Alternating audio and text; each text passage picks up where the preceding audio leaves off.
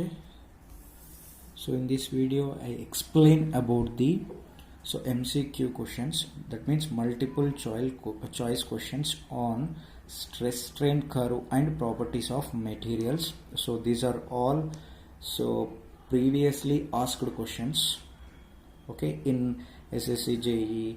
The next one is in some gate questions and DRDO questions. Okay, the next, so this is the first question. So which of the following is a proper sequence? Okay, so A, proportional limit, elastic limit, yielding, then failure. Okay, so option B, elastic limit, proportional limit, elastic limit, failure. Option C, yielding, proportional, elastic, fracture. None of the above. Okay, so these are all already you know the stress and strain curve. Okay, so what is the first, that means 0 to A, so what is the name of that line? Proportional limit. Okay, then proportional limit to elastic, then elastic to plastic, plastic to failure. Okay, so then please see the D1, so none of the above. Okay, so once check the all three options. Okay, so A, proportional limit, that means OA, then elastic limit, next stage, then yielding, upper yield limit, then lower yield limit, then failure. Okay, so I think this is the correct. So next check the B option also, then elastic limit. Okay, so this is not correct. Okay, so because of, so first stage is proportional limit. Okay, then C, so yielding, so this is also not correct. Then so none of the above also wrong, so the option is A. Okay, so this is the stress and strain curve, proportional limit, elastic, then plastic, upper yield point, lower yield point, then fracture, sorry, ultimate strength, then fracture. Okay, strain and stress curve. So first option is correct. Then second one is question number 2. Hooke's law holds good up to. Okay, so option A, yield point, option B, elastic limit, option C, plastic, option D, breaking point. Okay, so what is the answer of Hooke's law holds good up to? Okay, so answer is elastic limit. So why we are choose that answer B? Okay, so we know that Hooke's law, the stress is directly proportional to strain. Okay, so means the stress is increases, then strain also increases. Okay, so in stress strain curve, so up to elastic, okay, the stress directly proportional to strain, so that's why we are choosing the elastic limit. Okay, then so third question, the answer is B, elastic limit. The next question, so with elastic limit, the shear stress is, okay, dash shear strain.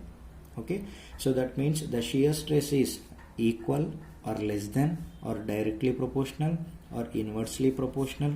Okay, so we know that within the elastic limit, the stress is directly proportional to strain.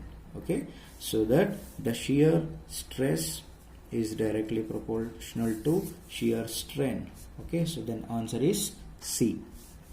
Next fourth question, the material has identical properties in all directions is said to be homogeneous, then isotropic, elastic, orthotropic. Okay, so this one also very important. So answer is isotropic. So in case of isotropic, okay, the material properties in all directions. Okay, so in case of anisotropy, the material possesses a different properties in different directions. So isotropic means, okay, so all directions. Okay, the material has identical properties, the properties in all directions is said to be isotropic. So in case of, okay, anisotropy. Okay, so what is the meaning of anisotropy?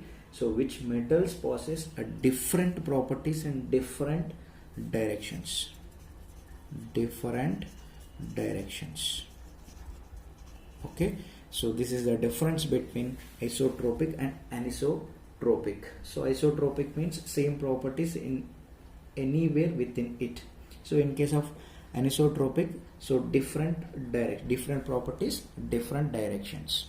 Okay, so these are all so very important questions. First one is easy, then option A, then 2 elastic limit, third one is directly proportional, fourth one is isotropic, then fifth question is anisotropy. So anisotropy means which materials possess different properties and different directions. Okay, so that is the anisotropy.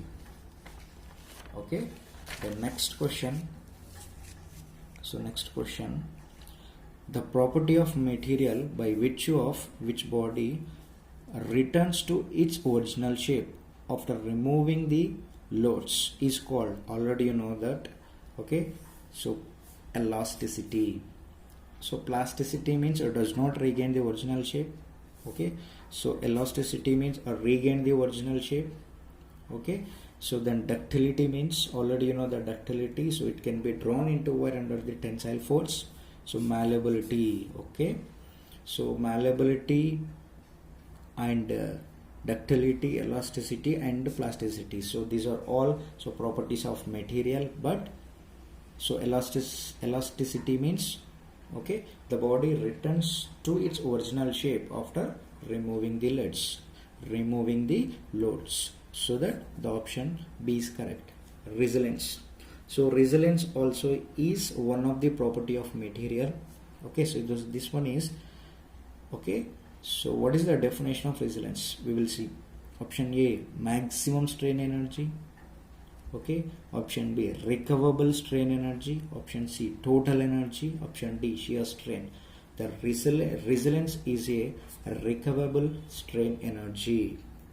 Okay, so seventh question, the linear relationship between the stress and strain of a material is valid up to fracture stress, elastic limit, ultimate stress, proportional limit.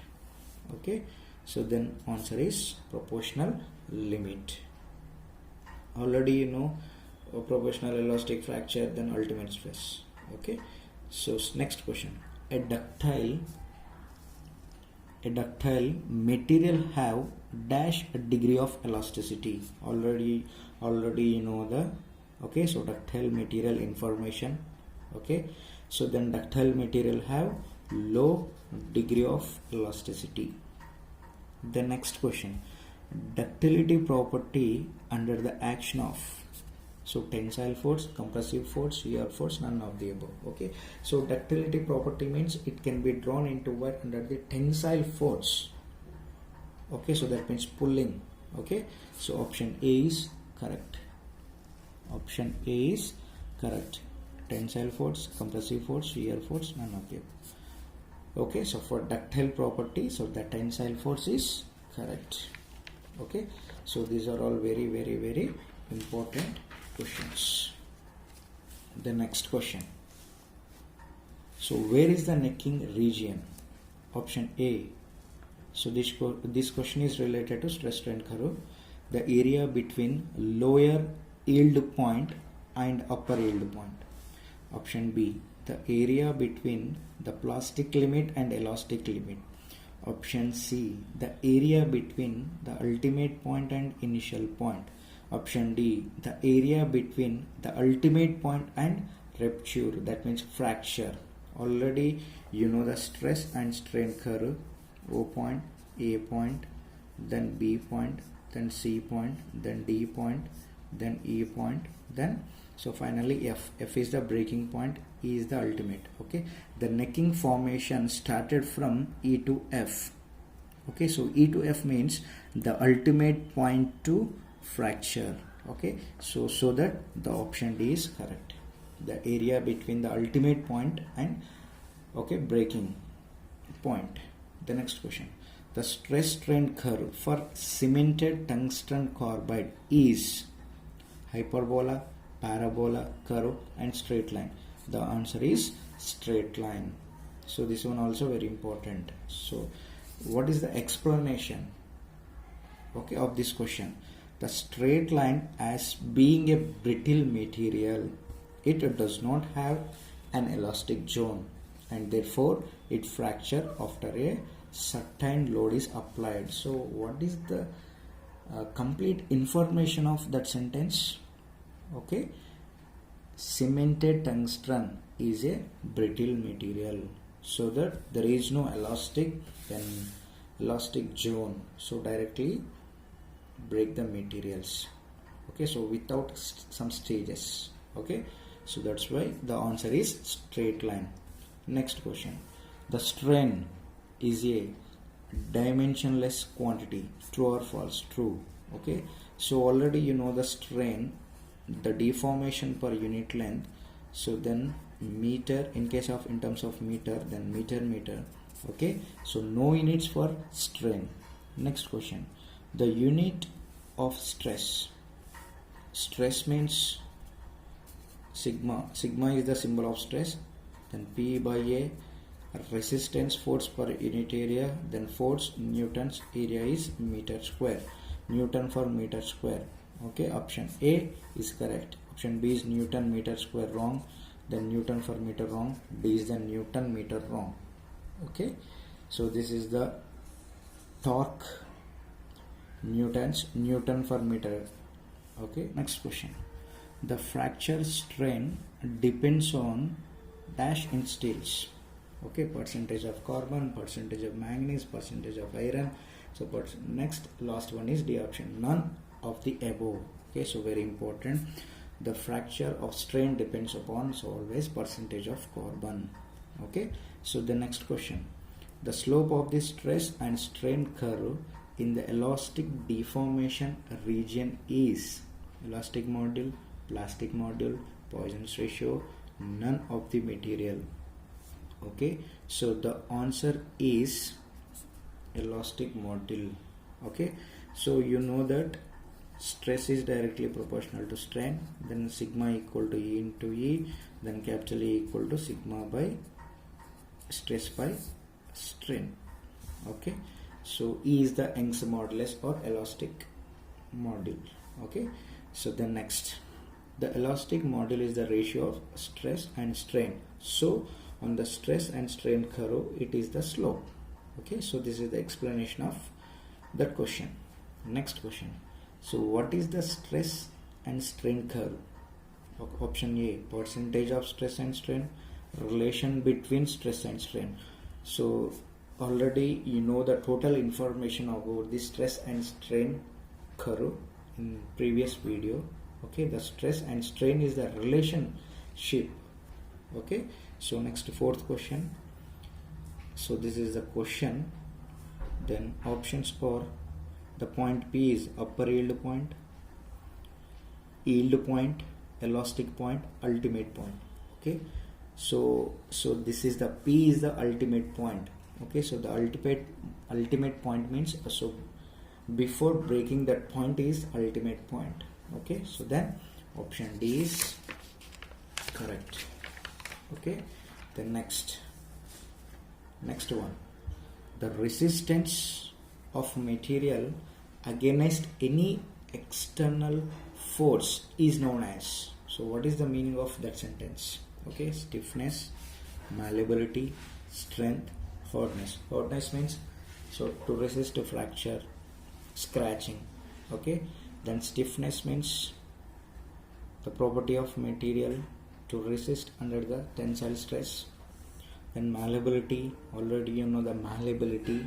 Okay, so this malleability and this property is related to compressive force. Then strength means to resist the material without breaking or yielding. Okay, so the answer is C. Next question, the property by virtue of which material can absorb strain energy without plastic deformation is called, already you know the definition of resilience. Okay, the resilience is related to strain energy. It tells how much strain energy a substance can store without fracture. So this is the explanation of the question. Okay, then steel ball is used as an indenter in which of the following test? Okay, so steel balls as an indenter used in Brinell hardness tester. Okay, so then option is A. Number of scales used Rockwell hardness test is, okay, then 13. So this one also very important. Okay, so for Rockwell hardness tester, so just using 13 scales. Okay, so next question is Hounsfield tensometer can be used to perform, please remember this one, tensile test. Okay, the next one is ASTM stands for, so what is the meaning of A, what is the meaning of S, next T, M means, okay, then American, A means American, S means society, okay, for testing materials. This is the answer is correct, American Society for Testing Materials. Okay, then according to ASTM, American Society for Testing Materials standard, which of the following relation is correct about gauge length of cross sectional? Okay, so option B is correct. Then L equal to 4.51 into under root of A. According to the ASTM, the relation between gauge length L and area A. Okay, then according to BS standard, British standard, okay, so the gauge length equal to 4 into under root of A.